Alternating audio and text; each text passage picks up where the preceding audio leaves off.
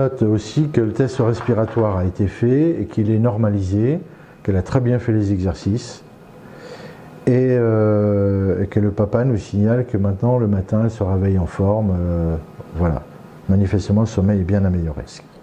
Alors là on va lui faire le TCP. Donc ce qui est intéressant c'est quoi? C'est donc avec l'appui des pieds, le Maddox est bien, le son est bien en monofréquentiel, mais il faut les lèvres pincées pour le multifréquentiel. Quand elle est venue la première fois, c'était le réflexe lingo-palatin qui gérait.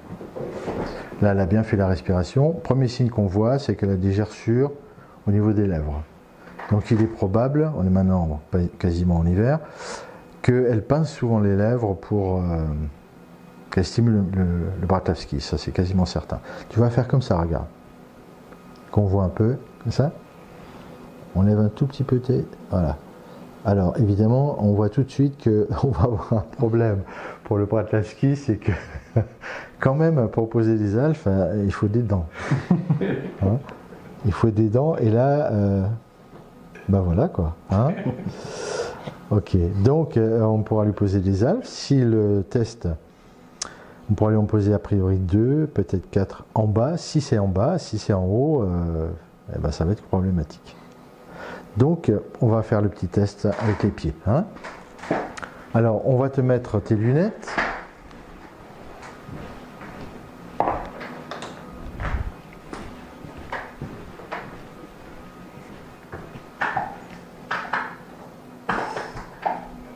Voilà, tu regardes la petite lumière qui est là-haut.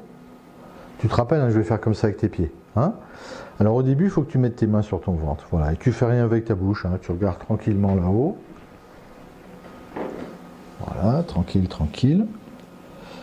Parfait. Tu tournes la tête vers ton papa. Voilà. Ça marche. De l'autre côté. Ok. Maintenant, tu remets la tête droite. Écoute, tu tournes juste les yeux vers ton papa. Juste les yeux, voilà. Les yeux de l'autre côté.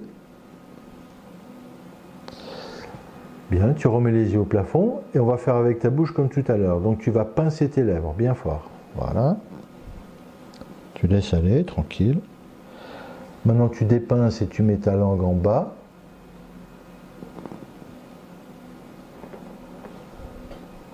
Tu mets ta langue derrière les dents du dessus. Très bien. On va tester quand même la mâchoire, tu sais. Elena, tu vas faire comme ça. Voilà, tu fais de ce côté-là et tu regardes la petite lumière. Alors attends, là tu es à gauche. Tu vas, voilà, de l'autre côté maintenant. Voilà, et tu regardes toujours la petite lumière au-dessus. Ok. Maintenant, tu sais quoi? Tu vas sortir ta langue comme ça. Voilà, et tu regardes là-haut. Tu laisses aller, tranquille. Tu fais la langue de l'autre côté. Voilà, bon, les réflexes sont parfaits, hein, sont très très bons. Alors maintenant tu vas mettre tes bras comme ça. Voilà, tu les tends, tu regardes toujours la petite lumière. Ok, tu vas croiser tes bras comme ça.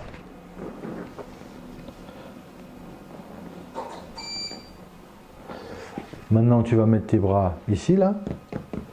Voilà, tu regardes là-haut. Tu mets les bras vers le monsieur en arrière. Et maintenant tu mets les bras au plafond. Voilà, bien droit. Tu regardes la lumière toujours. Voilà, donc on peut dire que la MCP est strictement normale. Alors, ce que je vais faire, comme je n'avais pas vu qu'elle n'avait plus de dents au-dessus, on va refaire le Bartlavski là-bas avec le dessus et le bas. Et on va voir si c'est le haut ou le bas. On va retourner là-bas, d'accord? Et on va, tu sais quoi, tu vas t'asseoir sur la chaise, mais sans les pieds posés. On va essayer de voir si le Bartlavski qui marchait tout à l'heure. Alors, je te remets ça.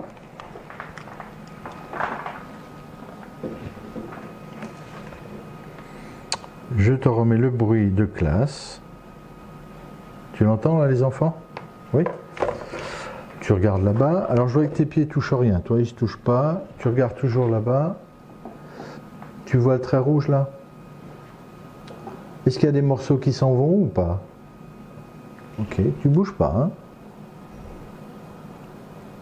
Ça s'en va encore là ou pas? Je ne vois plus. Quand j'appuie ici, attends, ne recule pas, reste là. On ouvre un tout petit peu la bouche, ma grande. Tout petit peu, comme ça. Encore un peu plus. Encore un peu plus. Voilà. Je vais mettre mon doigt ici. Quand j'appuie ici, là, est-ce que ça s'en va encore ou pas? Tu ne bouges pas. Entrouvre ta bouche. Quand j'appuie ici, ça s'en va encore ou pas? Donc c'est pas distinctif avec le son, donc on va repartir tranquille là-bas. Et puis on va faire travailler le papa un peu. Tiens, tu viens te remettre là-bas?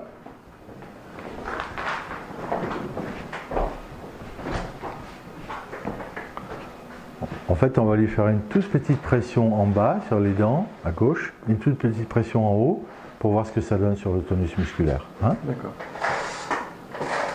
Voilà, tu mets tes mains sur ton ventre. Donc en pratique, ça va être un peu compliqué, puisqu'on a un tonus qui est normal au départ. On va voir. Tu entrouvres la bouche? Entrouvre un peu? Voilà. Encore un petit peu plus. Voilà. Et ton papa, il va juste faire ça. Hein, vous voyez, je vous montre la pression. Hein. C'est ça, c'est vraiment rien. Hein. On stimule les ligaments dentaires, là, et le contact avec la peau. Pour vous, et la muqueuse vestibulaire pour l'enfant. Voilà, tu regardes tout droit là-haut, tranquille. Ça augmente un peu le tonus à droite.